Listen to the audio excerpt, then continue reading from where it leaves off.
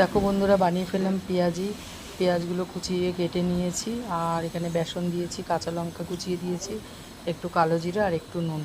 আর সকালবেলায় হচ্ছে এটাকে পান্তা ভাত দিয়ে খাওয়া হবে। আমার বরমশাই খুব ভালোবাসে পান্তা ভাত খেতে, তার জন্যই আমি এই পেঁয়াজিটা করছি। আর দেখো এখানে পেঁয়াজ কেটেছি, খুবই অবস্থা খারাপ রান্নাঘরটার এখন। আর এখানে আমি রিফাইন তেলে এগুলো ভেজেছি। রিফাইন তেলে ভাজলে কী হয় বলো তো, মানে একটু খুবই খেতে একটা আলাদাই টেস্ট হয়। আর যেহেতু বেসন আছে, পুরো পেঁয়াজির মতনই লাগে খেতে।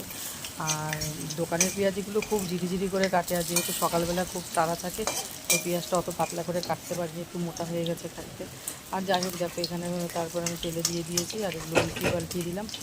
আর আমার প্রায় হয়েই এসেছে। এবার আমার বরমশাইকে আমি ভাত দিয়ে পেঁয়াজিটা দেবো, পান্তা ভাতটা মেখে তারপরে পেঁয়াজিটা দিয়ে খাবে, খুব ভালো লাগে। তোমরাও খেতে পারো, অবশ্য তোমরা খাও, এটা আমার বলার কিছুই নেই। তো কেমন হয়েছে আমার এই ভিডিওটা তোমরা অবশ্যই বলবে। আর সবটা যেহেতু তোমাদের সাথে শেয়ার করি, তাই মনে হলো যে আমি যখন পেঁয়াজিটা বানালাম গরম গরম, তোমাদের একবার দেখিয়েই নিই। তা এটা আমার হয়েই গেছে, দেখো। আর কত সুন্দর লাগছে, প্লেটে আমি ঢেলে ফেলেছি, অনেকগুলোই হয়েছে। দেখো কত সুন্দর লাগছে, একদম মুচমুচে হয়েছে। তোমাদের কেমন লাগলো আর কে কে ভালোবাসো